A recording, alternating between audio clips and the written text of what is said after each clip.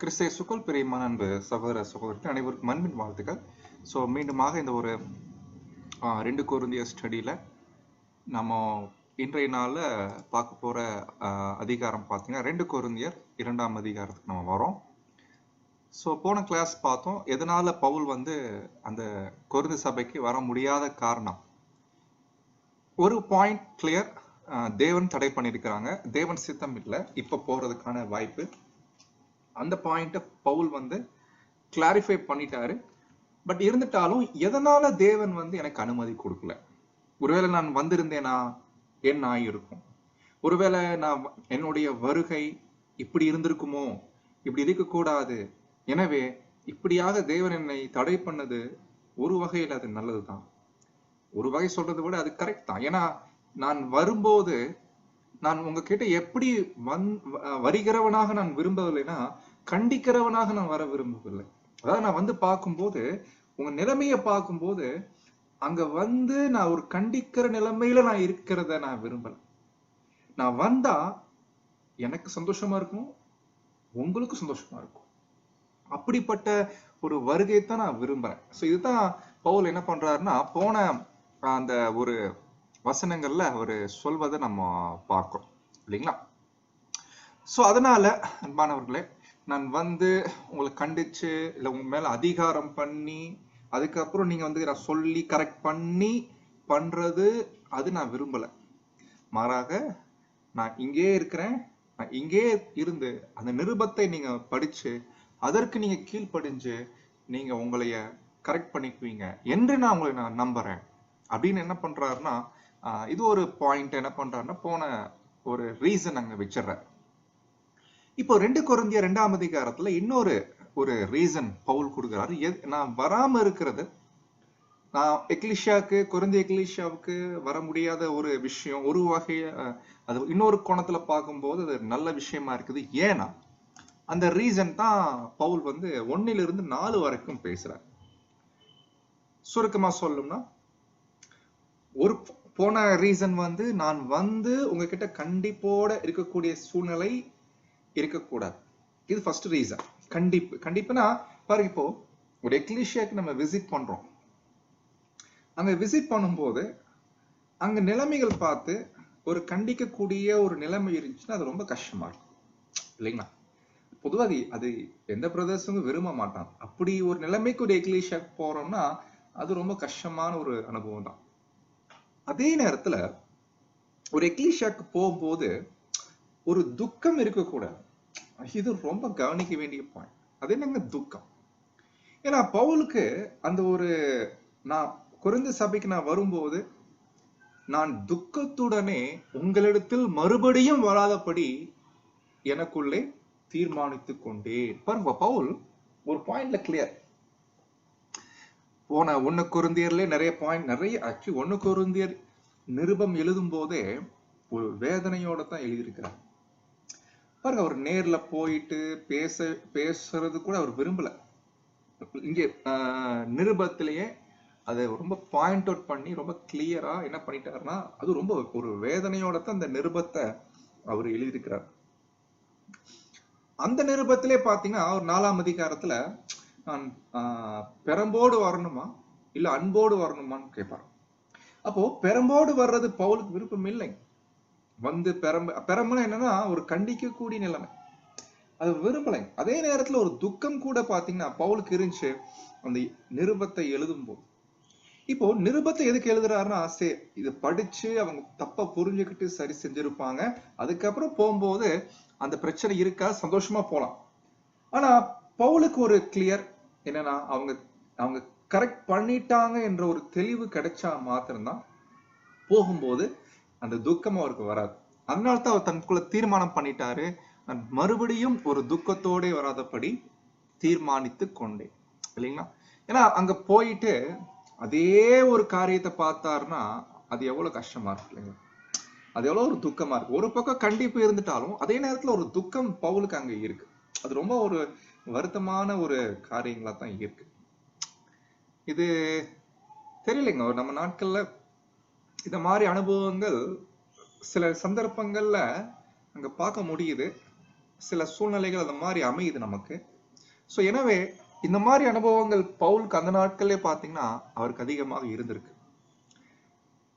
அப்படி நான் உங்க மத்தியில வந்து ஒரு துக்கம் நான் அடையக்கூடிய கூடாது. எதனால அவருக்கு துக்கம் என்று பாத்தீங்கன்னா, கண்டிப்புன்றது நிறைய விஷயங்கள் இருக்கு. ஏன்னா போன 1 கொரிந்தியர்ல கண்டிக்கிற விஷயம் நிறைய இருக்கணும்.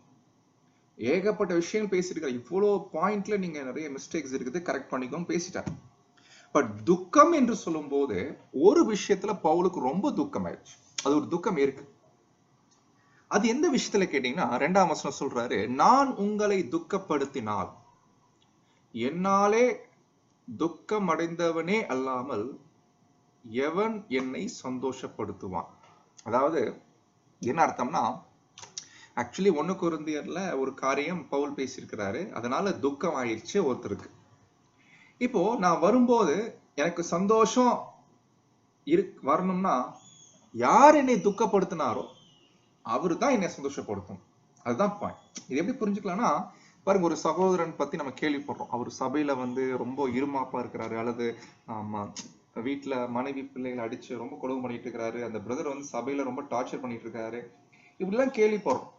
அப்போ போன் மூலமா, பிரதர் நீங்க இந்த மாதிரி பண்றீங்க, எல்லாம் தப்பு பிரதர், நான் இந்த அடுத்த வாரம் வரேன், நீங்க இப்படி பண்ணாதீங்க பிரதர் அப்படி சொல்லி ஒரு அட்வைஸ் கொடுக்குறோம். இப்ப அந்த அட்வைஸை கேட்டு அவரு தன்னை ரெடி பண்ணிட்டாருன்னா அடுத்த வாரம் மீட் பண்ணும்போது, அந்த எக்லீஷியால மீட் பண்ணும்போது அது எவ்வளவு ஹாப்பியா இருக்கு இல்லைங்களா? அப்போ எல்லா எக்லீஷியா எல்லா பிரதர் சிஸ்டர் சொல்றாங்க, பிரதர் இந்த மாதிரி அந்த பிரதர் பண்ணிட்டு இருக்க ரொம்ப கஷ்டமா இருக்கு, நீங்க பேசுங்க பிரதர். சரி, நான் பேசுறேன், போன்ல பேசுறேன், அதுக்கப்புறம் அடுத்த வாரம் வந்து பாக்குறேன் அப்படி சொல்றோம். இப்ப அந்த சகோதரன்ட்ட பேசி தன்னை கரெக்ட் பண்ணிட்டாருன்னா அடுத்த வாரம் வரும்போது நமக்கு எப்படி இருக்கும்? அது ஒரு ஹாப்பி இல்லைங்களா? ஆனா தன்னை கரெக்ட் பண்ணாம இன்னமும் அப்படியே இருந்தாருன்னா இங்க இருந்து போகும்போதே அது கஷ்டமா தான் இருக்கும் இல்லைங்களா? அவ்வளவு தூரம் சொல்லியும் நீங்க என்ன பண்ணலைன்னா நீங்க உங்களை கரெக்ட் பண்ணல. அப்போ சபை மத்தியில அது ஒரு ஒரு ஒரு கவலையான ஒரு நிலைமை தான் அங்க ஏற்படுது.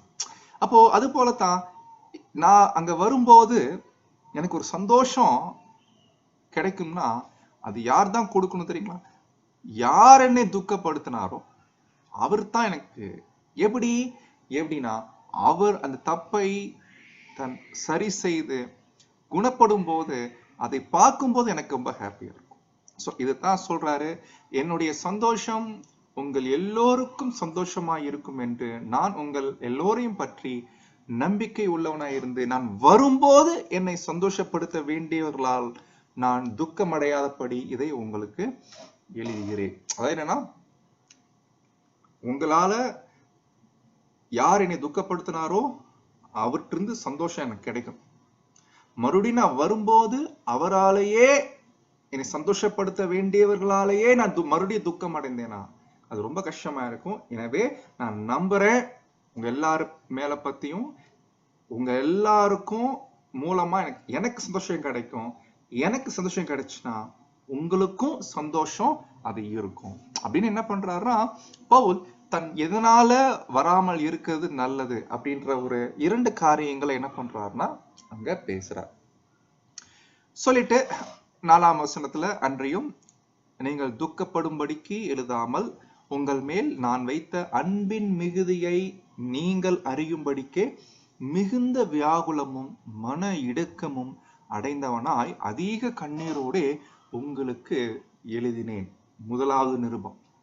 நீங்க 1ஆம் நிருபம் படிச்சு பாத்தீங்கன்னா 1 2 கிடையாது, ஏகப்பட்ட பிரச்சனை அதுல இருக்கிறதுல. ரொம்ப பவுலுக்கு ரொம்ப ஒரு மனவேதனை எதுனா, அந்த 1 கொரிந்தியர் 5ஆம் அதிகாரத்தை அவர் எழுதும் போதுதான் அது ரொம்ப கடினமான ஒரு விஷயம்தான். பவுல் வந்து அதை வந்து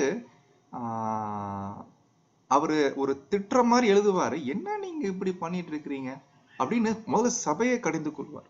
சபையை எப்படி கடிந்து கொள்வார்னா, நீங்க இவரை உங்களை விட்டு நீங்கள் விலக்காமல் நீங்க இருமாப்பா இருக்கிறீங்க அப்படின்னு பேசுவார். அதுக்கப்புறம் என்ன பண்ணணும்னு சொல்லி அவர் என்ன பண்ணிருப்பாருன்னா பேசுவாரு. பட் இது எல்லாமே ஏதோ பவுல் வந்து அந்த எக்லீஷியா பிரதர் சிஸ்டர்ஸ்ல கஷ்டம் கொடுக்கணும், துக்கப்படுத்தணும்ன்ற நோக்கத்துல எழுதலை. இந்த வார்த்தைகள்லாம் கடினமா இருக்கும், ஆனா இது எல்லாமே பவுல் எழுதின நோக்கம். பாருங்க, இது நல்ல ஒரு பாடம் நமக்கு. ஒரு சகோதரர்களை கண்டிக்கிறதா இருக்கட்டும், இல்ல சகோதர சகோதரிகளை நாம கரெக்ட் பண்ணக்கூடிய ஒரு முயற்சி எடுக்கும் போது நல்லா புரிஞ்சுக்கணும். அது வார்த்தைகள் ரொம்ப ஞானமா இருக்கணும். அது ஒரு அன்பின் மிகுதியை அறியக்கூடிய விஷயம். அகாப்பே அன்பு நம்ம சொல்றோம் இல்லைங்களா? அகாப்பே அன்புனா இப்படிதான் இருக்கும். மற்றவங்களை காயப்படுத்தாது இல்லைங்களா? அதே நேரத்துல அந்த அன்பு பாத்தீங்கன்னா எப்போதும் கோபத்தை வெளிப்படுத்தும் போது கூட அந்த அன்பின் கட்டுப்பாட்டுக்குள்ள அங்க இருக்கும். சோ அந்த அன்பு எந்த வகையிலுமே மற்றவர்களை காயப்படுத்தாது. அப்போ பவுல் தன்னுடைய நிலைப்பாட்டை என்ன பண்றாருன்னா சொல்றாரு, மிகுந்த வியாகுலம் மன இடுக்கம் அடைந்தவனாய். ஏன்னா ரொம்ப தூரத்துல இருக்கிற ஒரு எக்லீஷியால இப்படிப்பட்ட நிலைமை ஒரு சகோதரன் வந்து இந்த மாதிரி பண்ணிட்டு இருக்கிறத கேள்விப்படும் போது அது அவருக்கு கொஞ்சம் கஷ்டமா இருக்கு. அது ஒரு வேதனை. பாருங்க, இது ஆக்சுவலி ஏன் அவருக்கு அந்த 1ஆம் நிருபம் எழுதும் போது அந்த வேதனை வியாகுலம் இருக்குதுன்னு அதுக்கு ஒரு காரணம் இருக்குங்க. இன்றைய நாட்கள்ல பாத்தீங்கன்னா நிறைய தொலை தொடர்பு இருக்கணும். பட் இப்போ இருக்கும் போதே இவ்வளோ நிறைய சகோதர சகோதரிகள் மத்தியில குழப்பங்கள், பிரிவினைகள், வேறுபாடுகள் காணப்படுது இல்லைங்களா? ஆனா அன்றைய நாட்கள்ல கம்யூனிகேஷன் என்பது ரொம்ப கஷ்டம். அப்போ அநேக சபைகளுக்காக பவுல் நிறைய கவலைப்பட்டிருக்காரு. ஒவ்வொரு எக்லீஷியாலையும் ஒவ்வொரு விதமான சூழ்நிலை. இப்ப ஒரே நேரத்துல எல்லா இடத்துலயும் பவுல் இருந்திருந்தாருன்னா பிரச்சனை இல்லை. பட் பவுல் பாத்தீங்கன்னா அவர் இருக்கிற இடம் ஒண்ணு, கேள்விப்படுற விஷயங்கள் ஒரு விஷயம். அப்போ பவுல் என்ன பண்றாருன்னா அநேக சபைகளை குறித்த ஒரு கவலை அங்க இருக்கு. ஏன்னா அந்த காலத்துல வழி நடத்துகிறவர்களுடைய காரியத்துல தான் பெரிய விஷயமே அங்க இருக்கு. இப்ப வழி நடத்துறவங்க நல்லபடியா வழி நடத்துட்டாங்கன்னா பிரச்சனை இல்லை. ஆனா வழி நடத்துறவங்களே தப்பா நடத்தும் போது அது சபைக்கு ஒரு எந்த வகையிலுமே ஒரு பாதகமாக அங்க போயிருக்கு. அப்போ இதனுடைய இம்பார்ட்டன்ஸ் என்ன பண்றாருன்னா பவுல் இந்த ஒரு 2 கொரிந்தியர்ல அவரு பேசுறத பாக்குறோம். பர்டிகுலரா இங்க ஒரு துக்கம் நான் வரும்போது எனக்கு இருக்கக்கூடாது. அப்படி நான் வரும்போது எந்த ஒரு துக்கத்தோட வர்றதுக்கு நான் விரும்பல. அப்ப நீங்க என்ன பண்ணணும், நான் வரும்போது எனக்கு சந்தோஷம் நீங்க என்ன பண்ணணும்னா தரணும். சரி, அப்போ என்ன விஷயம், இது என்ன சம்பவம்? ஏன்னா இங்க பவுல் 2 வகையில பேசுறார். ஒண்ணு, துக்கப்படுத்தினவன் எனக்கு சந்தோஷப்படுத்தணும். அதே நேரத்துல சபையாரு கூட நீங்க சந்தோஷப்படும் போது எனக்கு அது சந்தோஷமா இருக்கும் இல்லைங்களா? சோ நான் வரும்போது நீங்க என்னைய சந்தோஷப்படுத்தணும். துக்கம் உண்டாக்கினவன் அவரும் எனக்கு சந்தோஷமாகணும். அப்படி சந்தோஷமாகணும். அதே நேரத்துல நான் வரும்போது என்னை சந்தோஷப்படுத்த வேண்டியவர்களால் நான் துக்கம் அடையக்கூடாது, மறுபடியும் நான் சந்தோஷமாகும். அப்போ என்ன பாயிண்ட் சொல்ல வர்றாருன்னா பவுல், இதுதான் 2 காரணம். நான் வரும்போது எந்த ஒரு துக்கம் எனக்குள்ள இருக்கக்கூடாது. ஸோ தேவையான மனமாற்றம், கீழ்ப்படிதல் நீங்க காண்பிக்கும் போது அந்த நேரத்தில் நான் வந்து உங்களை பார்க்கும்போது அதுதான் எனக்கு ரொம்ப ஹாப்பி சொல்லி இந்த 4 வசனங்கள்ல பவுல் வந்து இந்த கான்செப்டை முடிச்சிடுறாரு. ஆனா முடிச்சுட்டு இதை தழுவி அந்த துக்கம் உண்டாக்கின சகோதரன் இருக்கிறார் இல்லைங்களா, ஏதோ ஒரு துக்கம் உண்டாக்கி அது யாரு என்ன விவரம் பவுல் அங்க பேசல. அவர் என்ன பண்ணாருன்னு இந்த 2 கொரிந்தியர்ல பேசல. ஆனா அவர் எழுதக்கூடிய அந்த ஸ்டைல பார்க்கும்போது அது யாராத்தான் இருக்க வாய்ப்பு இருக்குன்னா அந்த 1 கொரிந்தியர் 5ஆம் அதிகாரத்துல செஞ்சுட்ட ஒரு சகோதரன் தான். நம்ம நல்லா ஞாபகம் இருக்குன்னு நினைக்கிறேன் இல்லைங்களா? அந்த 1 கொரிந்தியர் 5ஆம் அதிகாரத்துல ஒரு சம்பவம். ஒரு சபையில ஒரு சகோதரன் இருக்கிறாரு. அவரு பண்ணக்கூடிய தப்பு, சபையார் வந்து அவர் விஷயத்துல தப்பா நடந்துக்கிட்டாங்க.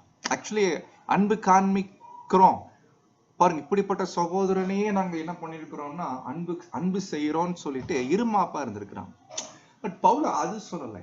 பவுல் வந்து ப்ராப்பர் லவ், அன்பு எப்படின்னா இப்படித்தான் காண்பிக்கணும்னு சொல்லிட்டு அந்த சகோதரனை என்ன பண்ண சொல்லியிருப்பாருன்னா டிஸ்ஃபெலோஷிப் அப்படி பண்ண சொல்லியிருப்பார். டிஸ்ஃபெலோஷிப்னா என்ன அர்த்தம்னா அவர்கிட்ட ஐக்கியத்தை வச்சுக்காதீங்க, அதான் அர்த்தம். ஐக்கியத்தை எடுத்துருங்க, ஐக்கியம் வச்சுக்காதீங்க அவர்கிட்ட. ஃபெலோஷிப்னா இப்ப எப்படி நம்ம சகோதர சகோதரி இணையும் போது, ஒன்றாக சபை கூடி வரும் போது நம்ம கை கொடுக்கிறது, அன்பை பரிமாறிக்கொள்வது இல்லைங்களா? இதுதான் அந்த ஃபெல்லோஷிப். சத்திய வேத வசனங்களை உரையாடுவது, இதுதான் ஃபெல்லோஷிப். இப்ப ஃபெல்லோஷிப்பை கட் பண்றதுன்னு என்ன அர்த்தம் அப்படின்னா, இந்த மாதிரி மீட் பண்றோம் அப்படின்னா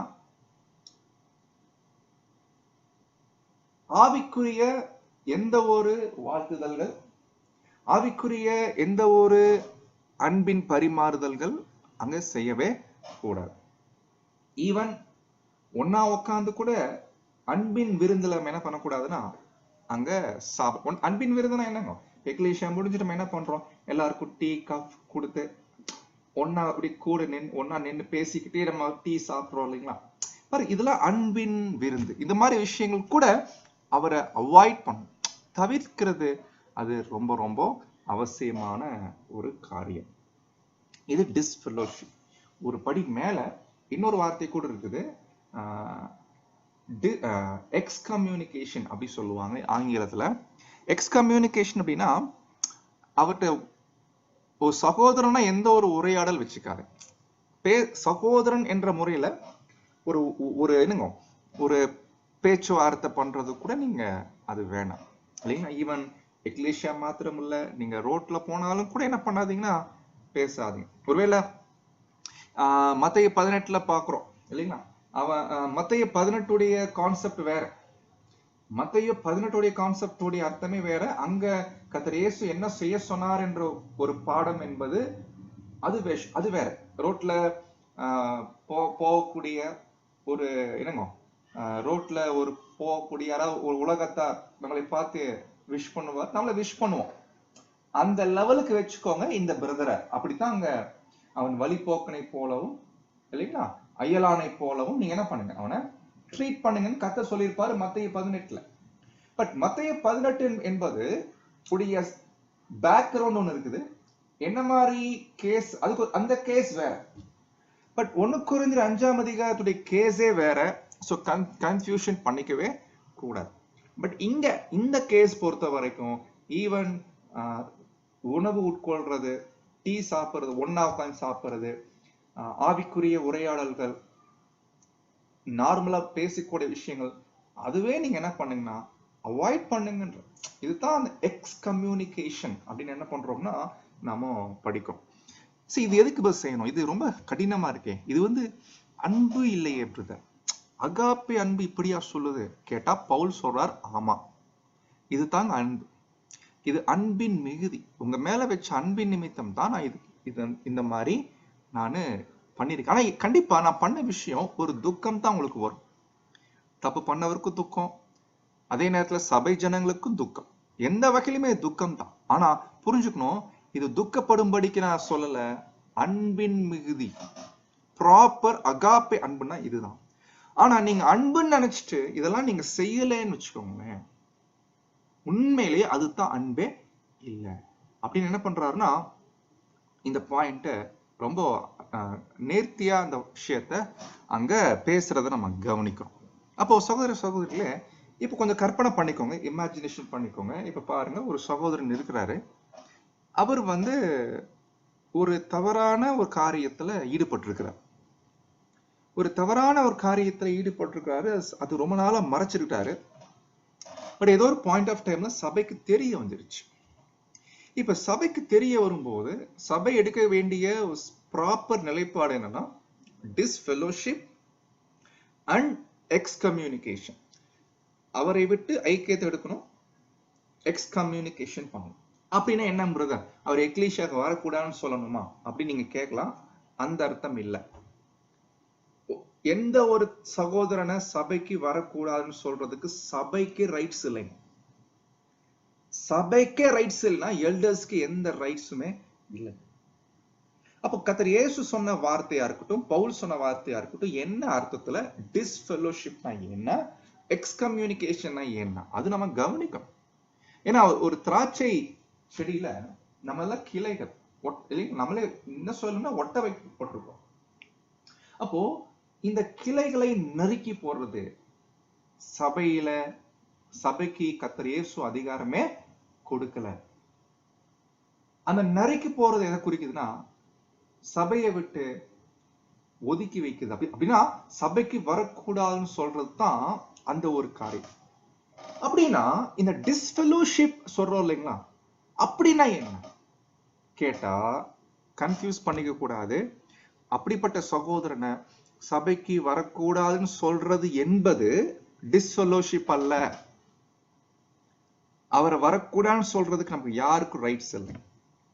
அப்ப டிஸ்ஃபெலோஷிப் எப்படி செய்யணும் கேட்டா, சபையா சேர்ந்து பிரதர் இந்த மாதிரி நீங்க தப்பு பண்ணிருக்கீங்க, ரொம்ப நாளா மறைச்சிட்டீங்க, இப்ப நாங்க கையுங்களவும் மாட்டினதுனால நீங்க இப்ப தப்பு வெளிப்பட்டுருச்சு. இதுல ரெண்டு வகை இருக்கணும். என்ன வகைனா, கையுங்களவும் மாட்டினதுக்கு அப்புறம் தொடருவாங்க. இல்ல பிரதர் அப்பெல்லாம் என்னால விட முடியாது பிரதர் அப்படின்னு தொடருவாங்க, அவரா இருக்கட்டும். இல்ல சில பேர் கையுங்கள்லாம் மாட்டினதுக்கு அப்புறம் கையில கால விழுவாங்க, நான் தெரியாம பண்ணிட்டேன், அப்படி பண்ணிட்டேன், மன்னிச்சுக்கோங்க, பலவீனத்துல பண்ணிட்டேன், கதறுவாங்க.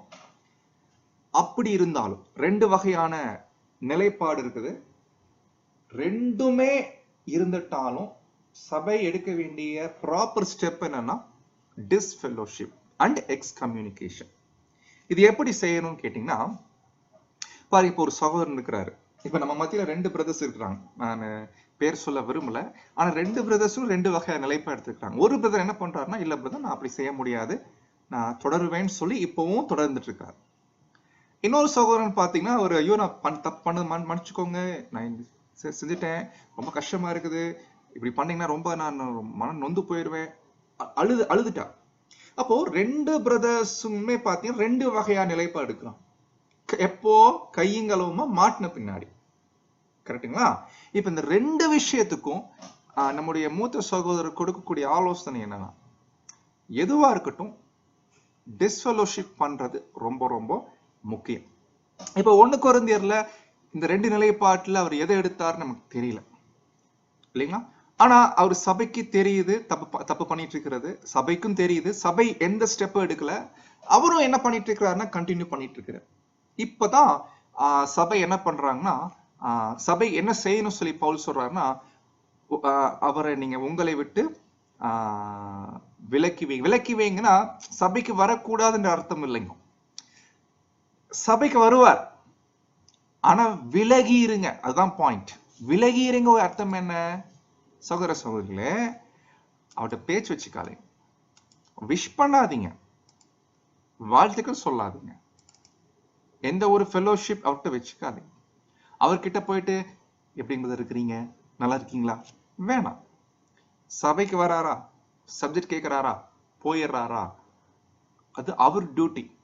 அதை செய்யக்கூடாது சொல்றதுக்கு சபைக்கு ரைட்ஸ் இல்லை, அல்லது அவரை சபைக்கே வரக்கூடாதுன்னு சொல்றதுக்கு எந்த ரைட்ஸுமே கிடையாது. ஆனா சபை என்ன செய்யலாம்னு தெரியுங்களா? அவர்கிட்ட எந்த ஒரு அன்பின் வாழ்த்துக்களா இருக்கட்டும், இல்லது அன்பின் விருந்துக்கள் பங்கெடுக்கிறதா இருக்கட்டும், எந்த ஒரு பேச்சு வழக்கா இருக்கட்டும், ஆவிக்குரிய எந்த ஒரு உரையாடல்களா இருக்கட்டும், அதை விலக்கி வைக்கிறது சபை செய்ய வேண்டிய ஒரு காரியமாக அங்க இருக்குது. அப்போ சகோதர சகோதரிகளே, இந்த பாயிண்ட் நம்ம கிளியரா அங்க புரிஞ்சுக்க வேண்டியது அவசியமா இருக்கு. இப்படி செய்யறதுதான் டிஸ்ஃபெலோஷிப் அண்ட் எக்ஸ்கம்யூனிகேஷன். பட் இதை செய்யும் போது நல்லா கவனிக்கணும். இது அவர்கிட்ட தெளிவா சொல்லணும், பிரதர் நாங்க இன்னையிலிருந்து உங்ககிட்ட நம்ம ஃபெலோஷிப் நம்ம எடுக்கிறோம், அதே போல சபையார் யாரும் கம்யூனிகேட் பண்ண மாட்டாங்க. நீங்க சபைக்கு வர்றதுன்னா வாங்க போங்க, அது உங்க விருப்பம், அது தடை பண்றதுக்கு எனக்கு ரைட்ஸ் இல்லை. ஆனா நீங்க உங்ககிட்ட விஷயத்துல எங்களுடைய எந்த ஒரு ஆவிக்குரிய ஐக்கியத்தை நம்ம என்ன பண்றோம்னா விளக்குறோம். சோ இதுதான் நம்ம என்ன பண்றோம்னா கவனிக்க வேண்டிய ஒரு பாயிண்ட். அப்போ சகோதர சகோதரிகளே, இந்த வசனத்தை நம்ம தெளிவா புரிஞ்சுக்கணும், இந்த கான்செப்டை தெளிவா புரிஞ்சுக்கணும். ஏன்னா இதை செய்யறது நோக்கம் அந்த பிரதருக்கு ரொம்ப ஒரு வலி உண்டாகும். ஏன்னா பாருங்க, இப்போ அந்த மாதிரி பண்ண பிரதர் எக்லிஷியாவுக்கு வருவார், யாருமே தன்கிட்ட பேசுறது இல்லை, யாருமே ஒரு அன்பின் வாழ்த்துக்கள் சொல்றது இல்லை. அவருக்கு மனசு எப்படி இருக்கும்? இது ஒரு வாரம்னா பரவாயில்லைங்க, வாரம் வர. ஆனா சபையார் அவர் ரொம்ப கண்ணும் கருத்துமா கவனிச்சுட்டே இருக்கணும். ஏன் தெரியுங்களா? இங்கதான் சாத்தான் ஒரு கேம் விளையாடுவான். அந்த என்ன கேம் விளையாடுவான்னா பவுல் என்ன பண்றாருன்னா இந்த 2 கொரிந்தியர்ல பேசுறார். ஏன்னா சாத்தானுடைய தந்திரங்கள் நமக்கு தெரியாதவைகள் அல்லவே இந்த 2 கொரிந்தியர் 2ஆம் அதிகாரத்துல பவுல் சொல்லி முடிப்பார். அதனால சகோதர சகோதரிகளே, இந்த ஒரு காரியத்தை பொறுத்த வரைக்கும் எந்த சகோதரன் டிஸ்ஃபெலோஷிப் பண்ணிருக்கிறோமோ அவர் விஷயத்துல சபையார் எப்போதுமே ஒரு கண் வச்சுட்டே இருக்கணும். ஏன்னா சில நேரங்கள்ல அந்த துக்கம் அவருக்கு ரொம்ப அதிகமாயிடும். ஆக்சுவலி இது எது வரைக்கும் பண்ணணும்னா, பண்ண தப்ப அவரு வெறுக்கணும், அல்லது பண்ண தப்ப நினைச்சு வருந்தி அவரு மனம் கசந்து அழும். ஒரு கட்டத்துல சபைக்கு முன்னாடி அந்த ஒரு காரியத்தை சொல்லி, தயவு செய்து நீங்க எல்லாரும் என்ன பண்ணுங்கன்னா இப்படி செய்யாதீங்க, நான் பண்ணது பெரிய தப்பு தான், நான் இனிமேல் செய்ய மாட்டேன், அதை நான் விட்டுட்டேன் அப்படின்னு ஓப்பன் ஸ்டேட்மெண்ட் அவர் சொல்லும் போது இம்மீடியட்டா சபையார் என்ன பண்ணணும்னு சொல்லி பவுல் என்ன பண்றாருன்னா இந்த 2 கொரிந்தியர்ல அவர் பேசுறார். ஆனா இதே நேரத்துல சாத்தான் என்ன பண்ணுவார் தெரியுங்களா? அந்த பாவத்தின் வஞ்சனை அவரை தொடர்ந்து சத்தியத்தை விட்டே உலகத்துக்குள்ள போவதற்கு அங்க வழி நடத்தும் இல்லைங்களா? அப்போ ஒரு முறை இந்த மாதிரி சூழ்நிலை வரும்போது கண்டிப்பா ஒரு ஒரு ஒரு சகோதரன் சொன்னார், பிரதர் நம்ம அந்த மாதிரி ஸ்டெப் எடுத்தா அவர் ட்ரூத்தை விட்டே போயிடுவாரு, உலகத்துக்குள்ள போயிடுவாரு பிரதர் அப்படின்னு நீங்க சொன்னா உண்மைதான். இப்போ பவுல் இந்த கேள்வியை நம்ம பவுல்கிட்ட கேட்டோம்னா பவுல் தெரியாதுங்களா இல்லைங்களா? இந்த மாதிரி நீங்க பண்ணீங்கன்னா அவர் உலகத்துக்குள்ளே போயிடுவாரு, இது பவுல் தெரியாதா? தெரியும். நல்லா புரிஞ்சுக்கணும். கண்டிப்பா ஆவியினால் ஜனிப்பிக்கப்பட்ட தேவனுடைய பிள்ளைகள் இந்த மாதிரி நிலைமையில அவர்கள் தேவன் கிட்ட தான் வர விரும்புவாங்களே ஒழிய உலகத்துக்குள்ள போக மாட்டோம். அப்படி ஒருவேளை உலகத்துக்குள்ள போறாங்கன்னா புரிஞ்சுக்கணும், அவர்கள் துணிஞ்சுதான் என்ன பண்றாங்கன்னா அது துணிகரமான பாவம் தான் அங்க பண்ணுவாங்க. அவரை குணமாக்கக்கூடிய ஒரு ஏற்பாடு சபை எடுக்கும் போது அந்த குணப்படுதல்ல தன்னை உட்படுத்தாம தொடர்ந்து என்ன பண்றாருன்னா அது 2ஆம் மரணத்துக்கு ஏதுவான ஒரு நிலைமைக்குள்ள தன்னை என்ன பண்ணிக்கிறார்னா அவர் உட்படுத்திக்கிறார். எனவே இதை தப்பு என்று நம்ம சொல்ல முடியாது. ஏன்னா இதுதான் ப்ராப்பர் மெத்தடு அந்த சகோதரனை சரி செய்ய. ஏன் அப்படின்னு கேட்டீங்கன்னா இதுக்கு ஒரு ரீசன் இருக்கு. இப்போ ஒருவேளை அவரு கையெல்லாம் மாட்டின பின்னாடி அழுகிறாரு, கெஞ்சுறாரு, இனிமே செய்யவே மாட்டேன்றார். சரி பிரதர் இனிமேல் செய்யக்கூடாதுன்னு மன்னிச்சு விட்டுறலாமான்னு கேட்டா அதுவும் தப்பு. ஏன் தப்புன்னு சொல்றாருன்னா அதுக்கு ஒரு ரீசன் பாத்தீங்கன்னா தேவன், இது நல்ல எக்ஸாம்பிள், தேவன் எப்படி இந்த மாதிரி சிச்சுவேஷனை கையாண்டிருக்கிறார். பழைய ஏற்பாட்டுல படிச்சீங்கன்னா ஒருத்தர் தப்ப கையங்களமா சொல்லி கையங்களம் மாட்டிட்டார். தப்ப சொன்ன உடனே மனுஷன் பாத்தீங்கன்னா விழுந்து இல்லைங்க அப்படியே மல்லாக்கா விழுந்து அழுகிறாரு, கெஞ்சுறாரு, மன்னிங்க மன்னிங்க. அப்போ பாத்தீங்கன்னா சம்பவம் பாத்தீங்கன்னா கொடுக்க வேண்டிய பனிஷ்மெண்ட் தேவன் என்ன பண்ண வாபஸ் வாங்கல, பனிஷ்மெண்ட்டை கொடுத்துட்டார். ஆனா அந்த பனிஷ்மெண்ட் வாங்கின பின்னாடி அந்த அனுபவம் தான் அவருக்கு வயசான காலத்துல படுத்த படுக்கையில இருக்கும்போது பாத்தீங்கன்னா ஒரு வாலிப ஸ்திரீயை என்ன பண்றாங்கன்னா அந்த நபர்கிட்ட கொண்டு வந்து விடுறான். அவர் ராஜா. அந்த நேரத்துல அவருடைய பிஹேவியரை பாத்தீங்களா எப்படி நடந்துட்டாரு பாத்தீங்களா? அதுதான் அந்த பாயிண்ட். அந்த நிலைமைக்கு அவர் மைண்ட் போயிருக்குன்னா தேவன் பண்ணிட்ட அந்த ஒரு ஆக்ஷன் தான். இப்ப ஒருவேளை தாவீது அன்னைக்கே அழுது கெஞ்சு போகுது, சரிப்பா நான் அவனை மன்னிச்சிட்டேன், தேவன் சொல்லி அவனை மன்னிச்சிட்டேன்னு சொல்லிடுவார். ஆனா மன்னிச்சிட்டேன்னு சொன்னாலும் பனிஷ்மெண்ட் கொடுத்துடுறாரு. கரெக்டுங்களா? அதே போலதான் சரிங்க பிரதர் நீங்க அழுகுறீங்க, கெஞ்சுறீங்க, இனிமே செய்ய மாட்டேன்றீங்க, ஓகே நாங்க மன்னிச்சிட்டோம். ஆனா அதே நேரத்துல பனிஷ்மெண்ட், இந்த செய்த செயலுக்கான பனிஷ்மெண்ட் கண்டிப்பா கொடுக்கும் அப்படின்னு சரியான டிஸ்ஃபெலோஷிப் மற்றும் எக்ஸ்கம்யூனிகேஷன் அங்க கொடுக்கும் போது தான் பின் நாட்கள்ல எப்படிப்பட்ட நிலைமை வந்தாலும் அந்த தப்ப அவரு நினைச்சு கூட பார்க்க மாட்டார். நீங்க வேணா செக் பண்ணி பாருங்க. அப்படி யாராவது சகோதரன் மன்னிச்சு விட்டு வேணா ட்ரை பண்ணி பாருங்க. இப்ப நல்லா இருப்பாரு, 10 வருஷம் நல்லா இருப்பாரு, 15 வருஷம் நல்லா இருப்பாரு. ஆனா மறுபடியும் ஏதோ ஒரு பாயிண்ட்ல மாட்டுவார். அப்படின்னு அர்த்தம்னா ப்ராப்பர் ஆக்ஷன் அப்போஸ்தலனாகிய பவுல் என்ன பண்ணணும் இப்படிப்பட்ட பிரதர்ஸ்ங்களுக்கு சிஸ்டர்ஸ்ங்களுக்கு பவுல் இங்க கொடுத்திருக்கும் போது இது வேத வசனம், சத்தியம் இது. அப்போ இத நம்ம சொந்த ஞானத்துல இல்ல பிரதர் அன்பு காமிக்கணும், அவரு உலகத்துக்குள்ள போயிருவாரு அதனால மன்னிச்சு விட்டுறலாம், சப்ஜெக்ட் பேசுறதுக்கு வேணா வாய்ப்பு கொடுக்க வேணாம், சின்ன சின்ன வாய்ப்பு பைபிள் ரீடிங் அப்படி ஆரம்பிக்கலாம், இல்ல அது கூட ஸ்டாப் பண்ணிக்கலாம். இது நம்ம ஒரு வேளை சொல்லிட்டாலும் கண்டிப்பா நம்ம யார்கிட்டயுமே ஆர்குமெண்ட் பண்ண போறது இல்ல. பட் எதுவா இருக்கட்டும், நீங்க அவருக்கு நன்மை செய்யல, அவருக்கு தீமை தான் செய்றீங்க. தேவன் தாவீது விஷயத்துல எப்படி நடந்துகிட்டார்ன்றது தேவனை பத்தி படிக்கணும்னா, தேவன் எப்படி அவர் டீலிங் எப்படி இருந்திருக்கு பழைய ஏற்பாட்டுல, அதை பேஸ் பண்ணித்தான் பவுல் என்ன பண்றாருன்னா இந்த 1 கொரிந்தியர் 5ஆம் அதிகாரத்துல இந்த சகோதரன் பத்தி அங்க சொல்லியிருக்கிறாரு. ஈவன் பிரதர் ரசல் பிரதர் கூட பாத்தீங்கன்னா இந்த பாயிண்ட வலியுறுத்தி என்ன பண்றாருன்னா சபைக்கு அங்க சொல்றத நம்ம பார்க்கலாம். சரி பாருங்க, இப்ப இந்த மாதிரி ஆக்ஷன் எடுத்ததுனால என்ன ஆச்சு தெரியுங்களா? இப்ப நம்ம 2 கொரிந்தியருக்கு வந்துடலாம். இந்த 2 கொரிந்தியர் பாத்தீங்கன்னா வசனம் 5ல இருந்து படிக்க போறோம்.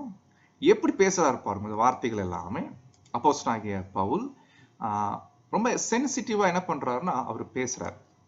துக்கம் உண்டாக்கினவன் எனக்கு மாத்திரமில்ல, ஒருவாறு உங்கள் எல்லோருக்கும் துக்கம் உண்டாக்கினான். உண்மைதான். இந்த ஒருவாறு உங்கள் எல்லோருக்கும் என்ற வார்த்தை வருது இல்லைங்களா தமிழ்ல, ஒருவாறு உங்கள் எல்லோருக்கும். இந்த லாங்குவேஜ் என்ன அர்த்தம்னா, நம்ம பேச்சுல சொல்ற மாதிரி துக்கம் உண்டாக்கினவன் எனக்கு மாத்திரமில்ல, ஒரு வகையில உங்க எல்லாருக்கும் தான் அப்படின்னு அர்த்தம் வருது இல்லைங்களா? தமிழ் டிரான்ஸ்லேஷன் இப்படித்தான் புரிஞ்சுக்க முடியுது, ஆனா அது அர்த்தம் இல்லை. இங்க டிரான்ஸ்லேஷன் கொஞ்சம் சரியா பண்ணல. எப்படி வந்திருக்கணும்னா, துக்கம் உண்டாக்கினவன் எனக்கு மாத்திரமல்ல, ஒரு வகையில அநேகருக்கு துக்கம் உண்டாக்கினான். எல்லோருக்கும் கிடையாது. உங்கள் எல்லோருக்கும் உடைய அர்த்தம் என்ன? சபையில இருக்கக்கூடிய எல்லாருக்கும். ஆனா நிஜத்துல அந்த மாதிரி நடக்கல. என்ன நடந்துச்சுன்னு பாத்தீங்கன்னா, இந்த எக்லீஷியால டிஸ்ஃபெலோஷிப் பண்ணும்போது இதுக்கு ஒரு ஓட்டிங் போயிருக்கிறாங்க. ஆக்சுவலி ஓட்டிங் நடந்திருக்கு. இதுல ஓட்டிங்ல நடக்கும்போது மெஜாரிட்டி தான் இவரை டிஸ்ஃபெலோஷிப் பண்ணணும்னு சொல்லி ஓட் பண்ணிருக்கிறாங்க. Minority vote பண்ணலைங்களாமா.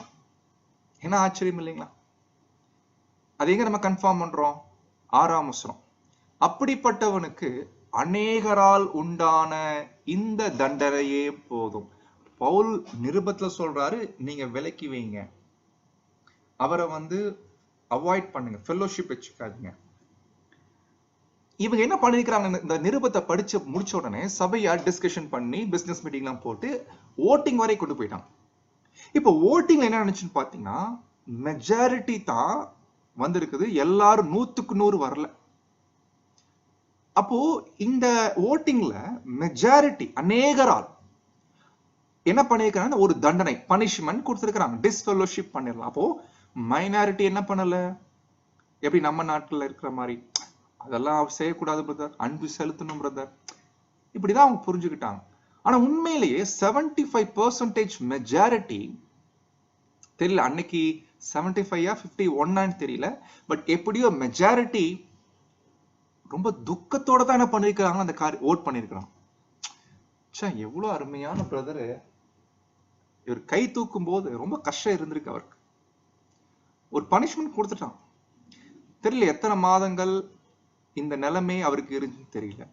ஆனா எப்படி இருந்தாலும் துக்கம் உண்டாக்கினவன் எனக்கு மாத்திரமல்ல, ஒருவாறு அநேகருக்கு. இந்த அநேகர் யாருன்னா ஓட் போட்டவங்க, இவருக்கு டிஸ்ஃபெலோஷிப் பண்ணிடலாம் அப்படின்னு ஓட் பண்ணாங்க இல்லைங்களா, அவங்க துக்கம் உண்டாக்கினான். நான் உங்கள் எல்லோர் மேலும் அதிக பாரம் சுமத்தாதபடி இதை சொல்லுகிறேன். அப்போ சொல்லும் போது ஒரு பாயிண்ட் சொல்றாரு, போதும் இந்த ஒரு பனிஷ்மெண்ட் மெஜாரிட்டியில வந்திருக்குது, அப்படிப்பட்ட அந்த சகோதரருக்கு அந்த பனிஷ்மெண்டே போதும் சொல்லிட்டு இப்ப என்ன சொல்ல வராரு கேட்டீங்கன்னா 7 வசனம். ஆதலால் இப்படி இருக்கிறதுனால பாயிண்ட் கவனிங்க, அவன் அதிக துக்கத்தில் அமிழ்ந்து போகாதபடி. நம்ம ஏற்கனவே சொன்னோம் இல்லைங்களா, டிஸ்ஃபெலோஷிப் பண்ண பின்னாடி அந்த பிரதரை நல்ல அவர் மேல ஒரு கண்ணு வச்சுக்கணும் எப்பவுமே. அவர் என்ன பண்றாரு, முதல்ல சபைக்கு எக்லீஷியாக்கு வராராம். ஏன்னா நீங்க எக்லீஷியாக்கு வரக்கூடாதுன்னு சொன்னீங்க வச்சுக்கோங்களேன், அதுதான் ரொம்ப மோசம், ரொம்ப டேஞ்சர். அது பவுல் அங்க செய்ய சொல்லலை. எக்லீஷியாக்கு வரக்கூடாதுன்னு சொல்றதுக்கு யாருக்கும் ரைட்ஸ் இல்லை. நமக்கு யாருக்கு அந்த ரைட்ஸ் கொடுத்தா?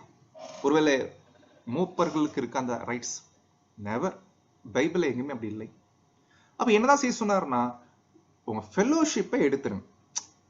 அவர்கிட்ட உங்க ஃபெல்லோஷிப்பை, ஐக்கியத்தை எடுத்துருங்க. Take away. இங்கிலீஷ்ல அப்படித்தான் அங்க வருது. நான் பாருங்க, இங்கிலீஷ்ல நீங்க நோட் பண்ணிக்கோங்க. 1 கொரிந்தியர் 5ஆம் அதிகாரம் 2ஆம் வசனம். இப்படிப்பட்ட காரியம் செய்தவனை நீங்கள் உங்களை விட்டு நீக்காமலும் துக்கப்படாமலும் இருமாப்படைந்திருக்கிறீர்களே. பாருங்க, நீக்கல, துக்கப்படல். அந்த நீக்கவில்லை என்ற வார்த்தைக்கு அர்த்தம் என்ன கேட்டீங்கன்னா, அப்படிப்பட்ட பாவம் செய்தவனை உடைய ஐக்கியத்திலிருந்து விலக்கி வைக்கிறது. அதாவது ஐக்கியம்ன்றது நல்லா கவனிக்கணும், அவர்கிட்ட என்னுடைய தனிப்பட்ட ஐக்கியம். அப்படியாக சபையார் ஒவ்வொரு அங்கத்தினரும் அவர்கிட்ட ஃபெல்லோஷிப் வைக்கிறத விலக்கி வைக்கணும், நீக்கி வைக்கணும். இதுக்கும் சபைக்கு வரக்கூடாதுன்னு சொல்றதுக்கு வித்தியாசம் இருக்குது. ரெண்டு கன்ஃபியூஸ் பண்ணிக்கூடாது. அவர்கிட்ட ஃபெல்லோஷிப் வைக்க கூடாதுன்னா எப்படி பிரதர் பண்றது? சபைக்கு வரக்கூடாது சொல்றதான அர்த்தம்? அது இல்லை. அது பண்றதுக்கு ரைட்ஸ் இல்லை. அது எப்படி நம்ம சொல்றோம்? கர்த்தர் இயேசு சொன்ன ஓமை தான். ஒரு திராட்சை செடியில நம்ம எல்லாம் கிளைகள் சொல்லும் போது அதை நறுக்கி போடுறதுக்கு, கட் பண்ணி விடுறதுக்கு தேவனுக்கு மட்டும்தான் ரைட். கர்த்தர் இயேசுக்கு மட்டும்தான் ரைட்ஸ் இருக்கு. சபையில ஒரு அங்கத்தினரை வெட்டி வர்றதுக்கு கர்த்தர் இயேசுக்கு மட்டும்தான் ரைட்ஸ் இருக்கு, நமக்கு யாருக்குமே இல்லை. அப்ப என்னதான் நம்ம செய்யலாம்னா, அவர்கிட்ட இருக்கக்கூடிய நம்முடைய ஐக்கியத்தை விலக்கி வைக்கும். இதுதாங்க டிஸ்ஃபெல்லோஷிப்னு, இதுதான் மீனிங். பட் ரொம்ப வேதனை என்ன தெரியுங்களா, நம்ம நாட்கள்ல சபைக்கே வரக்கூடாதுன்னு சொல்லிடுறாங்க. பட் இது இந்த மாதிரி எந்த ரைட்டிங்ஸ் பிரதர் ரசல் பிரதர் எங்கேயாவது ஒரு இடத்துலயாவது இப்படி பேசி இருந்தா கூட நம்ம ஏத்துக்கலாம். ஆனா எங்கேயுமே அவரும் என்ன பண்ணல, சொல்லல, பைபிளே இல்லை. ஆனா இன்னைக்கு நம்ம நாட்கள் அந்த மாதிரிலாம் பண்ணி வச்சிருக்கிறாங்க பிரதர்ஸ். இதுல என்ன ஒரு கொடுமைனா, பவுல் ஒரு இம்பார்ட்டன்ட் பாயிண்ட் பேசுறாரு, அது என்னன்றதை பார்க்கலாம். அப்போ இந்த பகுதியில சொல்றாரு, இந்த மாதிரி எடுக்கக்கூடிய பனிஷ்மெண்ட் கண்டிப்பா அவருக்கு ஒரு துக்கம் ஏற்படுத்தும். நீங்க ஃபெல்லோஷிப் எடுக்கும் போது அது துக்கம் இருக்கணும், அந்த துக்கம் இருக்கணும். அவர் எப்படியா கரெக்ட் பண்ணிடணும், சரி ஆயிக்கணும் என்ற அந்த வேதனையில தான் துக்கம் எடுக்கிறோம். அவர் பழி வாங்கணும், அவர் மட்டும் தட்டணும் நோக்கம் இல்லை. அப்போ அந்த ஒரு துக்கம் அவருக்குள்ள வரணும். பண்ண தப்பு பாருங்க, அவர் பண்ண தப்பு மன்னிப்பு கேட்கிறார், மன்னிப்பு கேட்டு அழுகிற, நான் செய்ய மாட்டேன் இருந்துட்டாலும் செய்ய வேண்டிய பனிஷ்மெண்ட்டை கொடுத்துரும். அந்த பனிஷ்மெண்ட்ல தான் தெரியும் எப்படி தாவீது துக்கத்தில் அமிழ்ந்து போனார் இல்லைங்களா, எவ்வளவு துக்கம். அந்த ஒரு பாயிண்ட்டுக்கு கொண்டு போறார் தேவன். பாருங்க, ரொம்ப இன்ட்ரெஸ்டிங். தேவன் கிட்ட ஏற்கனவே மன்னிப்பு வாங்கிட்டார் தாவீது. நீங்க சம்பவம் படிச்சா தெரியும். நான் தானே சொல்லுவார், ஓகே உன் பாவங்கள் மன்னிக்கப்பட்டுச்சு சொல்லுவார். ஆனா பனிஷ்மெண்ட் என்பது கொடுக்கப்பட்டுச்சு. அந்த பனிஷ்மெண்ட்ல தான் துக்கம் ஆயிடுச்சு. இதுதாங்க மனம் திரும்புதலுக்கு ஏதுவான துக்கம். ஒருத்தர் மனம் திரும்புறாருன்னா அந்த துக்கம் உண்டாகணும். அந்த துக்கம் எப்படித்தான் வரும்? இந்த ஸ்டெப் எடுத்தா தான். நாம் அவர் மன்னிச்சிருங்க சொன்னதுனால அவர் மனம் திரும்பிட்டார் என்ற அர்த்தம் இல்லை அன்பானவர்களே. சாரி பிரதர், நான் பெரிய தப்பு பண்ணிட்டேன், என்னை மன்னிச்சிருங்கன்னு சொல்றதுனால அவர் மனம் திரும்பிட்டார் என்ற அர்த்தம் வரலை. ஒருவேளை இப்ப செய்யாம இருக்கலாம், ஆனா 10 வருஷத்துக்கு அப்புறம் இதே சூழ்நிலை வரும்போது மாட்டிக்குவார். பட் இந்த நிலைமைக்கு யார் காரணம்? சபை. சபை ப்ராப்பர் அந்த ஸ்டெப் எடுத்திருந்தாங்கன்னா அவர் எந்த வருஷமானாலும், எவ்வளவு வருஷமானாலும் தாவீது மாதிரி ஸ்டாண்டர்டா இருப்பாரு, ஸ்டெடியா இருப்பாரு இல்லைங்களா?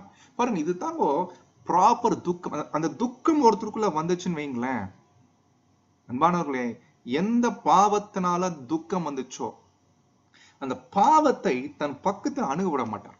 அது மேல வெறுப்பு, பயங்கர வெறுப்பு வந்து அதை பத்தி பேச்சு எடுத்தாலே டென்ஷன் ஆயிடுவார், அந்த இடத்த விட்டே ஓடி போயிடுவார். இந்த நிலைமைக்கு தான் இதுதாங்க துக்கம், தேவனுக்கேற்ற துக்கம் சொல்லுவோம். பொதுவாக நம்மளுடைய அன்றாட வாழ்க்கையில நம்ம எல்லாம் நம்மை நாமே சுய பரிசோதனை செய்யணும். மற்ற பிரதர்சனை பார்க்கறது விட்டு போட்டு நம்மளே பார்க்கலாம். நாம் எவ்வளவு தவறு பண்றோம். சில நேரங்கள்ல தேவன் கிட்ட நம்ம கிருபை வாங்கிக்கிறோம், மன்னிப்பெல்லாம் வாங்கிக்கிறோம்.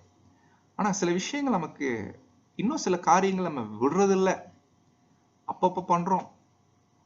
ஆனா நமக்கு அந்த தேவனுக்கு ஏற்ற துக்கம் இருக்கும். ஏன்னா ரெப்பன்டன்ஸ், மனம் திரும்புதல் என்ற வார்த்தைக்கு அர்த்தம் என்னன்னா, ஒன்ஸ் விட்டுட்டா மறுபடியும் அந்த பக்கம் போகவே கூடாது. அதுக்கு பேர் தான் மனம் திரும்புதல். அப்போ இந்த மாதிரி ஒரு துக்கம் தான் தேவனுடைய பிள்ளைகளுக்கு ரொம்ப அவசியம். அப்போ அது கூட ஒரு சபையா நல்லா கவனிக்கணும். அவர் ரொம்ப துக்கத்தில் அமிழ்ந்து போயிட்டாருன்னா அது ரொம்ப கஷ்டமாயிரும். கேர்ஃபுல்லா அவரை நோட் பண்ணிட்டே இருங்க. அப்ப அவரை நீங்க நோட் பண்ணணும்னா சபைக்கு வந்துட்டு போயிட்டு இருக்கணும். இது ரொம்ப முக்கியமா சபையுடைய மூப்பர்கள் கரெக்டா வாட்ச் பண்ணும். திடீர்னு ஒரு 2 வாரம் சபைக்கே வரல அப்படின்னா கொஞ்சம் போய் பார்க்கணும், தப்பில்லை. என்னாச்சுன்னு போய் பார்க்கணும். அதே நேரத்துல ஃபுல்ஃபிட்ல இருந்து கொடுக்கக்கூடிய சத்தியங்கள் அவரை தாக்கும்படி இருக்கக்கூடாது. அவரை தவறை உணர்த்தக்கூடிய வகையில அவருக்கு பிரயோஜனம் உள்ளதாக காணப்படும். அப்போ ரொம்ப ஜாக்கிரதையா அந்த மாதிரி நேரத்துல கையாள வேண்டியது சபை ரொம்ப முக்கியமான பங்கு. அப்போ அவர் ரொம்ப துக்கம் வந்த பின்னாடி அவர் எப்படி நடந்துக்குவார்? இப்போ ஒரு பிரதர் வந்து தேவனுக்கு ஏற்ற துக்கம் வந்துருச்சுன்னா எப்படி பிரதர் தெரிஞ்சுக்கலாம், எப்படி கண்டுபிடிக்கலாம்னு கேட்டா, ஃபர்ஸ்ட் அவரு ஓப்பன் ஸ்டேட்மெண்ட் கொடுப்பார். சபைக்கு முன்னாடி வந்து, பிரதர் நான் ப்ளீஸ் நான் சபையார்கிட்ட நான் கொஞ்ச நேரம் பேச விரும்புறேன், எனக்கு அனுமதி கொடுங்க. எக்லீஷியாவுடைய எல்டர்ட்ட கேட்கறாருங்களே. இப்ப எக்லீஷியாவுடைய எல்டர், சரிங்க பிரதர் நீங்க பேசுங்க. சபையார்கிட்ட இந்த மாதிரி நம்ம சகோதரன் டிஸ்ஃபெலோஷிப் பண்ணியிருந்தோம், ரொம்ப நாள் ஐக்கியம் நம்ம வைக்கல, இப்ப நம்மகிட்ட பேச விரும்புறாரு, அவருக்கு வாய்ப்பு கொடுக்கலாம்னு சொல்லி பேச வைக்கிறோம். அவர் வந்து நிற்கும் போது ஒருவேளை அழுது கண்ணீர் விட்டு மனம் நொந்து போய், நான் பண்ணது பெரிய பாவம், நான் பண்ணது இப்படிப்பட்ட காரியத்தை நான் பண்ணிருக்கிறேன், நான் ஒத்துக்கிறேன், மறுக்கவே மாட்டேன், ஆனா இதனால நீங்க என்கிட்ட யாரும் பேசாம இருக்கிறீங்க, எனக்கு ரொம்ப கஷ்டமா இருக்குது, சத்தியங்கள் எனக்கு வார வாரம் வந்து கேட்கிறேன், எனக்கு ரொம்ப குத்துது, ரொம்ப ரொம்ப வருஷமா இருக்குது சொல்லி ரொம்ப ஃபீல் பண்ணி தன் பண்ண தப்ப அப்படியே ஒப்பிச்சு, தயவு செய்து எனக்கு வாய்ப்பு கொடுங்க, மறுபடியும் நீங்க சேர்த்துக்கோங்க. ஒருவேளை அந்த மாதிரி அவரு சொல்லி அழுது கெஞ்சினார்னா அப்போ சபையார் அவரை கவனிக்கணும், அவருக்குள்ள எந்த அளவுக்கு துக்கம் வந்திருக்குது. அப்ப அந்த நேரத்துல சகோதர சகோதரிகளே, அவர் ப்ராப்பரா துக்கத்துக்குள்ள போயிருக்கிறார் என்பதை எப்படி கண்டுபிடிக்கலாம்னா, ஒரு சகோதரன் ஒருவேளை முன்னாட்கள்ல அவருக்கு பிடிக்காத சகோதரனா கூட இருக்கலாம், ஏங்க நீங்க இந்த மாதிரிலாம் காரியம் பண்ணிருக்கீங்களே, இதெல்லாம் சரியா அப்படின்னு அவர் பண்ண தப்ப அவர்கிட்ட சுட்டி காமிக்கும் போது இவர் கோபப்பட்டார் வைங்களேன். கோபப்பட்டார்னா அன்பானவர்களே, அவர் இன்னும் துக்கம் வரலன்னு அர்த்தம். அவர் கோபப்பட்டார்னா அவருக்குள்ள இன்னும் துக்கமே வரல. அப்போ உண்மையிலே துக்கம் வந்திருக்கிறார்னா தான் பண்ண தப்ப எங்க போனாலும் மறைக்க மாட்டார். என்ன சொல்லணும்னா, நான் பண்ணது மாபெரும் துரோகம், அவர் எப்போதுமே இந்த மைண்ட்ல இருக்கும். சபையார் மத்தியில் ஒரு கன்வென்ஷன் வந்தாலும் கூட ஒதுங்கிதான் நிற்பார். ஏன்னா அந்த பண்ண அந்த குற்ற உணர்வு தைரியமா தலை காட்ட வைக்காது, ரொம்ப தாழ்த்தி தான் செய்வாரு. எவ்வளவு கீழே இறங்கி ஊழியம் வாய்ப்பு இருக்குதோ செஞ்சு முடிச்சிருவார். யாராவது பிரதர் வந்து, ஏன் நீங்க இந்த மாதிரிலாம் பண்ணிருக்கீங்களே, இதெல்லாம் சரியா பிரதர், அதெல்லாம் பழசு, இதெல்லாம் பத்தி பேசாதீங்க, அப்படி கோவப்பட மாட்டார். இப்ப பண்றேனா இவ்வளவு பேச மாட்டார். பிரதர் உண்மைதாங்க பிரதர், நான் ரொம்ப பெரிய தப்பு பண்ணிட்டேன் பிரதர், இப்ப நினைச்சா ரொம்ப வேதனையா இருக்கு பிரதர், பட் தேவனுடைய கிருபையில இப்ப நான் அந்த காரியத்தை நான் விட்டு விலகிருக்கேன் பிரதர், எனக்கா ஜெபம் பண்ணிக்கோங்க பிரதர். இதுதாங்க ப்ராப்பர் ஒருத்தருக்குள்ள துக்கம் வந்திருப்பதற்கான அறிகுறி. துக்கம் வரலைன்னா கோபப்படுவார், நாம எப்படி நீ என்னை பத்தி பேசலாம். இதெல்லாம் ஒரு சில பாயிண்ட்ஸ்ல ரீபிரிண்ட்ல பிரதர் பேசுறாங்க. பாருங்க அன்பானவர்களே, இப்படிப்பட்ட துக்கத்தில் அமிழ்ந்து போகாதபடி நீங்கள் அவனுக்கு 2 விஷயம் பண்ணுங்க, மன்னிங்க, ஆறுதல் செய்யுங்க. அண்டர்லைன் பண்ணிக்கோ, மன்னித்து ஆறுதல் செய்ய வேண்டும். மன்னிக்கணும் ஒண்ணு, நெக்ஸ்ட் அடுத்து ரொம்ப முக்கியம் ஆறுதல். சரிங்க பிரதர், நாங்க மன்னிச்சிட்டோம் அப்படி சொல்லிட்டு போறது இல்லைங்க. அவர் ஆறுதல் என்ற வார்த்தை நம்ம பார்த்தோம் இல்லைங்களா, கம்ஃபர்ட். அவரை கம்ஃபர்ட் பண்ணும், திடப்படுத்தணும். தொடர்ந்து இந்த ஒரு இடுக்கமான வாசல்ல அவர் பிரவேசிச்சு தொடர்ந்து ஓடுவதற்கு அவருக்கு எல்லா வகையிலும் வேண்டிய ஒரு ஆறுதல் செய்யணும். இதுதாங்க நினைச்சு பாருங்க, இது சபை செய்யணும். இப்படி செஞ்சிருக்கும் போது பவுல் அந்த எக்லீசியாக்கு போனார்னா பவுலுக்கு எவ்வளவு ஹாப்பியா இருக்கும். எனவே அந்தபடி இப்படித்தான் நீங்க உங்க அன்பை என்ன பண்ணணும், அவனுக்கு காண்பிக்க வேண்டும் என்று உங்களை வேண்டிக் கொள்கிறேன். இன்னைக்கு நிறைய பேருக்கு இந்த அன்பு எப்படி காண்பிக்கணும்னு தெரியலை. அவர் காப்பாத்தி விடுறதுதான் பாக்குறோமே ஒழிய ப்ராப்பர் அன்பு இப்படித்தான் அன்பானவர்கள். இது நல்லா யோசிக்கணும், இது நல்லா திங்க் பண்ணி பார்க்க வேண்டிய விஷயம். வசனங்கள் ரொம்ப கிளியருங்க. ஒருவேளை இல்ல பிரதர் இப்படிதான் செய்யணும்னு சொன்னோம்னா வசனம் ப்ராப்பர் வசனம் இருக்கணும், இல்லைன்னா ப்ராப்பரா சகருடைய அருமையான ஆலோசனைகள் இருக்கணும். இந்த ரெண்டும் இருந்தா தாராளமா இதுக்கு மாற்று கருத்து எதுவா இருக்கட்டும் ஏற்றுக்கொள்ளும். ஆனா இது வரைக்கும் பார்த்த எல்லா விஷயங்களுமே ப்ராப்பர் வசனம் இருக்குது, அதே போல அங்க மூத்த சகருடைய எழுத்துக்களும் காணப்படுகிறது. இப்ப இப்படி சொல்லிட்டு அடுத்த பாயிண்ட் பவுல் அங்க வராரு. அது கவனிங்க, 9ஆம் வசனம்.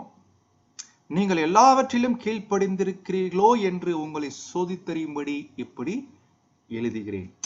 அப்படின்னு என்ன அர்த்தம்னா, 1 கொரிந்தியர்ல சொன்ன விஷயங்கள் அதுக்கும் 2 கொரிந்தியர்ல இப்படி எழுதும் போது இதுக்கும் கீழ்ப்படுகிறீர்களா என்று சோதித்தறியும்படி எழுதுறேன். ஏன்னா நிறைய நேரங்கள் நமக்கு அது சில சூழ்நிலைகள் மத்தியில ஒரு பிரதரை டிஸ்ஃபெலோஷிப் பண்றது நமக்கு ரொம்ப பிடிக்கும், ஈஸி.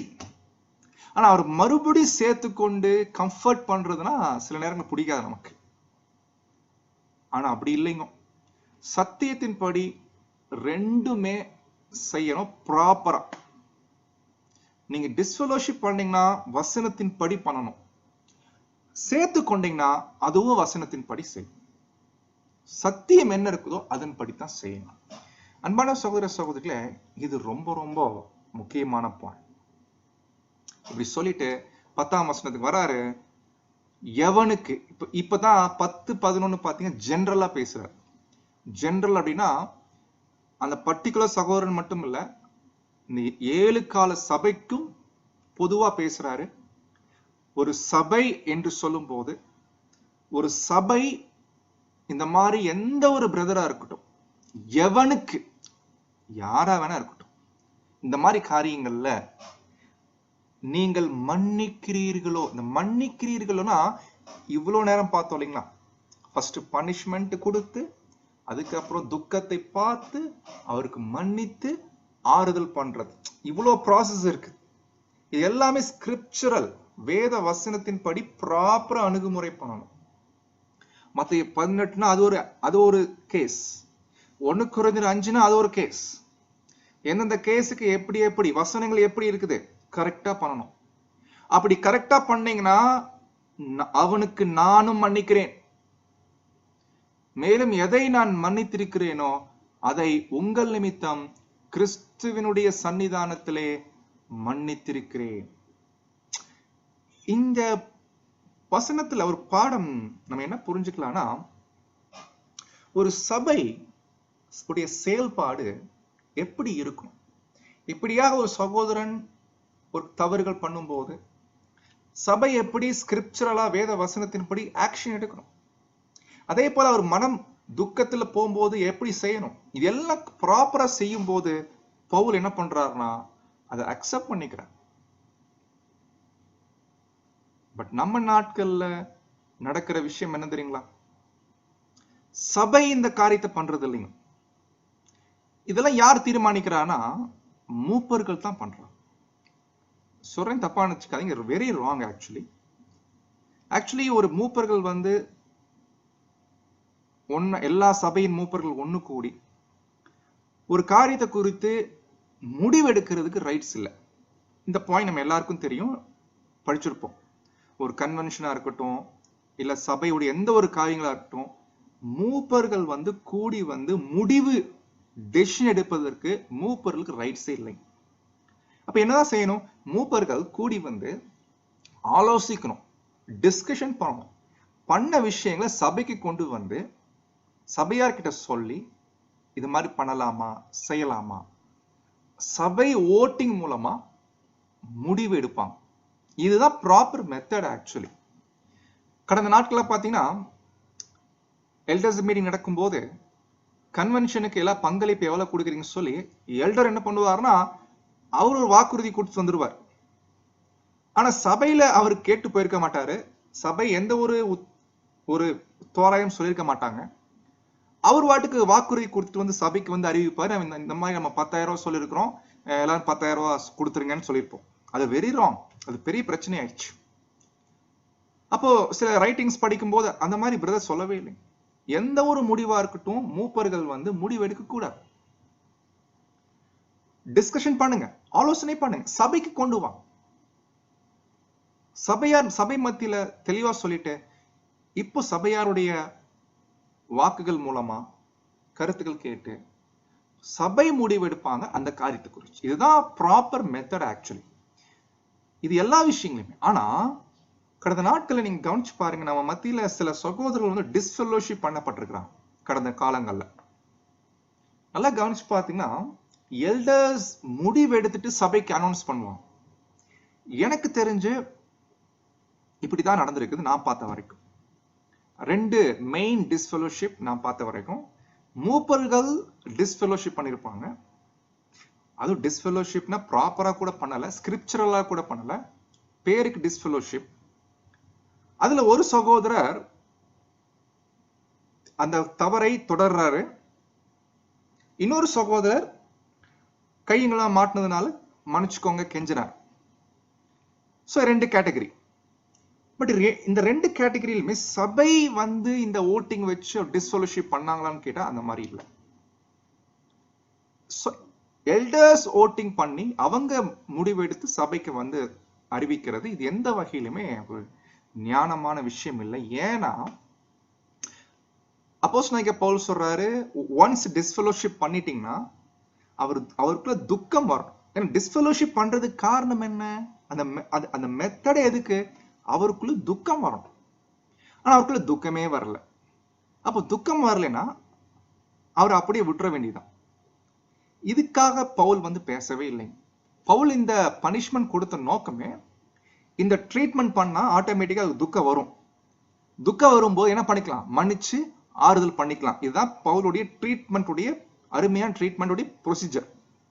பட் நம்ம நாட்டில் என்ன பண்றோம்னா ப்ராப்பர் ஸ்கிரிப்சுரல் பேசிஸ் படி பண்ணாம வசனத்துல டிஸ்ஃபெல்லோஷிப் பண்ணணும்னு சொல்லி இருக்குது, பண்ணிடலாம் என்று மூப்பர்கள் முடிவு எடுத்து சபைக்கு சொல்லும் போது சபையார் மத்தியில நம்ம சொன்னோம் இல்லைங்களா, 75% மெஜாரிட்டி ஒத்துக்குவாங்க, 25 பேர் ஒத்துக்க மாட்டாங்க. அந்த 25 பேர் என்ன பண்ணுவாங்க தெரியுங்களா? பிரிஞ்சு போய் அவருக்கு ஆதரவு கொடுக்க ஆரம்பிச்சிருவாங்க. அப்போ அவர் தனி எக்லீசியா ஃபார்ம் பண்ணிட்டு அவர் தனியா ஊழியங்கள் பண்ணிட்டு இருப்பார். கடைசி வரைக்கும் இவங்க டிஸ்ஃபெல்லோஷிப்ல இருப்பாங்க, அவரும் அவர் கன்டினியூ பண்ணிட்டே இருப்பாரு. கடைசியில அவருக்கும் ஒரு துக்கம் வந்திருக்காது. இப்ப வரைக்கும் அந்த மாதிரி எந்த சம்பவமே நடக்கல. அப்போ என்ன மெத்தட் இது? இது அப்போஸ்தலனாகிய பவுல் அக்செப்ட் பண்ணுவார் நினைக்கிறீங்களா?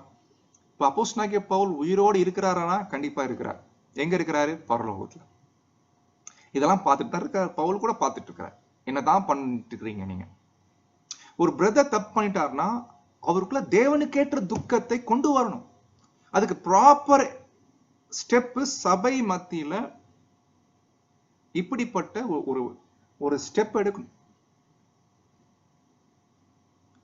பட் நம்ம நாட்கள்ல அப்படி இல்லாதனால தான் இவ்வளவு பிரச்சனைகள் அங்க வருது. பட் எதுவா இருக்கட்டும், சபை ஒரு எக்லீஷியல ஒரு சகோதர சகோதரி விஷயத்துல எந்த முடிவு எடுத்துட்டாலும் அன்பானவர்களே ஸ்கிரிப்சுரல் பேசிஸ்ல எடுக்கணும். இன்னொரு பாயிண்ட் கொடுக்குறாரு. என்ன கொடுக்குறாருன்னா, ஒரு எக்லீஷியா சபையில சேர்ந்து சபை வந்து முடிவு எடுத்திருப்பாங்க, இந்த சகோதரன் டிஸ்ஃபெல்லோஷிப் பண்ணலாம். இவரு என்ன பண்ணுவார்னா சபைக்கு வராம நான் சபை விட்டு போறேன்னு போயிடுவார். போயிட்டு என்ன பண்ணுவாருன்னா அதே ஊர்ல இன்னொரு எக்லீஷியா இருக்கும். அவங்க என்ன பண்ணுவாங்கன்னா சரி நீங்க எங்க எக்லீஷியாக்கு வாங்கன்றாங்க. பாருங்க, இதுவும் நடக்குது நம்ம நாள்ல. இந்த மாதிரி நிறைய விஷயங்கள் நீங்க பார்க்கலாம். ஃபார் எக்ஸாம்பிள் நீங்க திண்டுக்கல் எக்லீசியாவே நீங்க உதாரணம் எடுத்துக்கலாம். நிறைய இந்த மாதிரி நடந்திருக்குது. இதுதான் நடக்குதுங்க பாரு. இதெல்லாம் எந்த வகையில வந்து பவுல் வந்து அக்செப்ட் பண்ணிக்குவார், எந்த வகையில கிறிஸ்துவனுடைய சன்னிதானத்திலே இது வந்து கன்ஃபார்ம் ஆயிருக்கும், இதெல்லாம் செக் பண்ணி பார்க்கணும். ஸோ அதனால பவுல் வசனம் 11 சொல்றாரு, இந்த மாதிரி இருக்கிறதுனால தான் சாத்தான் இந்த மாதிரி நேரங்கள்ல ஒரு கேம் விளையாண்டுறான்.